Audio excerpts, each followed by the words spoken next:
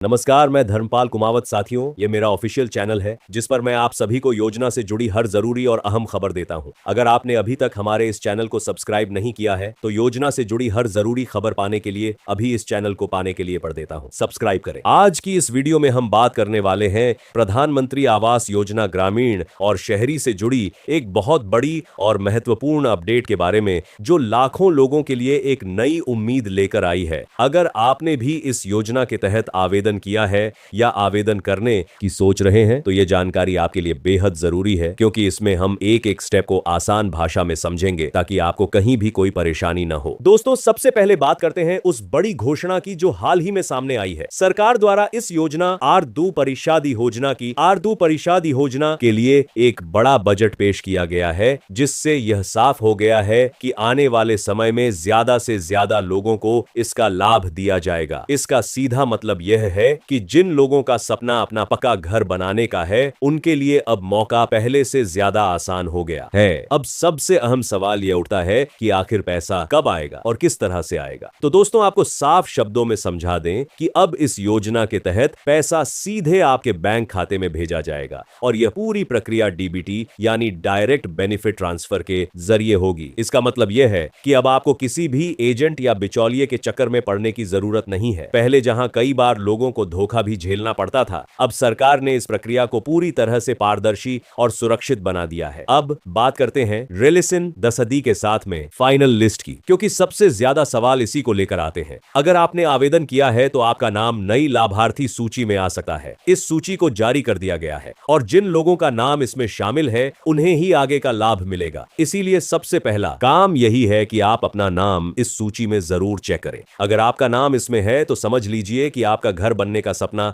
अब पूरा होने के करीब है। अब सवाल आता है कि आवेदन करने के बाद प्रक्रिया कैसे आगे बढ़ती है। तो दोस्तों, जब आप आवेदन करते हैं उसके बाद सबसे पहले आपका प्राइमरी वेरिफिकेशन किया जाता है। यह वेरिफिकेशन ग्राम पंचायत, पंचायत समिति, रोजगार सेवक या वार्ड सदस्य द्वारा किया जाता है। इसमें सबसे पहले यह देखा जाता है कि आपका घर कच्चा है या पक्का। अगर आप मिट्टी के घर या झोपड़ी में रहते हैं तो आपको प्राथमिकता दी जाती है। इसके साथ ही आपकी आय की भी जांच की जाती है। यह देखा जाता है कि आपकी सालाना आय एक निश्चित सीमा के अंदर है या नहीं। कई बार अधिकारी आपके घर पर आकर भी जांच करते हैं ताकि यह सुनिश्चित किया जा सके कि आप वास्तव में इस योजना के पात्र हैं या नहीं। अगर इस जांच में सब कुछ सही पाया जाता है तो आपका आवेदन आगे बढ़ा दिया जाता है। इसके बाद आपका नाम ग्राम सभा में भेजा जाता है, जहां गांव के लोग और अधिकारी मिलकर यह तय करते हैं कि आप इस योजना के लिए योग्य हैं या नहीं। यह प्रक्रिया इसलिए रखी गई है ताकि पूरी पारदर्शिता बनी रहे और सही व्यक्ति को ही लाभ मिल सके। अगर यहां से भी आपका चयन हो जाता है तो आपका नाम फाइनल लिस्ट में शामिल कर दिया जाता है। अब जैसे ही आपका नाम फाइनल लिस्ट में आ जाता है, उसके बाद अगला स्टेप होता है जियो टैगिंग। यह एक बहुत महत्वपूर्ण प्रक्रिया है जिसमें आपके घर की लोकेशन को जीपीएस के जरिए रिकॉर्ड किया जाता है। इसमें आपके पुराने घर की फोटो ली जाती है और जहां आप नया घर बनाना चाहते हैं उस जगह की भी जानकारी दर्ज की जाती है। यह इसलिए जरूरी है ताकि सरकार को यह पता चल सके कि निर्माण सही जगह पर हो रहा है या नहीं। जियो टैगिंग के बाद एक और जरूरी चीज आती है और वह है आपका बैंक अकाउंट। दोस्तों, आपका बैंक अकाउंट आधार से लिंक होना बहुत जरूरी है। अगर आपका बैंक खाता आधार से लिंक नहीं है तो आपका पैसा ट्रांसफर नहीं हो पाएगा। इसके साथ ही आपका मोबाइल नंबर भी अपडेट होना चाहिए ताकि आपको हर जानकारी समय पर मिलती रहे। अब बात करते हैं सबसे जरूरी हिस्से की, यानी पैसे की। तो दोस्तों, सरकार द्वारा यह घोषणा की गई है कि लाभार्थियों के खाते में पहली किस्त का पैसा ट्रांसफर किया जाएगा। यह पैसा सीधे आपके खाते में आएगा और इसके लिए आपको कहीं जाने की जरूरत नहीं है। लेकिन यहाँ एक बात ध्यान रखने वाली है, यह पैसा आपके खाते में आएगा, एक ही बार में नहीं आएगा। यह पैसा अलग अलग किस्तों में दिया जाएगा। पहली किस्त मिलने के बाद आपको घर का निर्माण शुरू करना होगा। जब आपका निर्माण आगे बढ़ेगा तब उसकी जांच की जाएगी और उसके बाद दूसरी किस्त जारी की जाएगी। इसी तरह तीसरी किस्त भी आपके निर्माण की नंबर तो प्रगति के आधार पर दी जाएगी। इस पूरी प्रक्रिया में सबसे जरूरी बात यह है कि आप कोई भी गलत जानकारी न दें। अगर आपकी जानकारी में कोई भी गड़बड़ी पाई जाती है तो आपकी फाइल रोक दी जा सकती है और आपका पैसा अटक सकता है। इसलिए हर दस्तावेज सही होना चाहिए और समय पर अपडेट होना चाहिए। अब दोस्तों, यहाँ एक और जरूरी बात समझना जरूरी है कि सरकार ने इस योजना को पूरी तरह से डिजिटल बना दिया है। इसका मतलब यह है कि हर स्टेप ऑनलाइन रिकॉर्ड किया जाता है, चाहे वह वेरिफिकेशन हो, जियो टैगिंग हो या फिर पैसे का ट्रांसफर, सब कुछ डिजिटल सिस्टम के तहत होता है। इससे पारदर्शिता बढ़ती है और भ्रष्टाचार की संभावना कम हो जाती है। कई लोग यह सोचते हैं कि अगर उनका नाम इस बार सूची में नहीं आया तो क्या होगा। तो आपको घबराने की जरूरत नहीं है। अगर आप पात्र हैं और आपके दस्तावेज सही हैं, तो आने वाली सूची में आपका नाम जरूर शामिल हो सकता है। इसके लिए आपको अपने पंचायत या ब्लॉक कार्यालय से संपर्क में रहना चाहिए और समय समय पर जानकारी लेते रहना चाहिए। अंत में दोस्तों, साफ शब्दों में समझ लें कि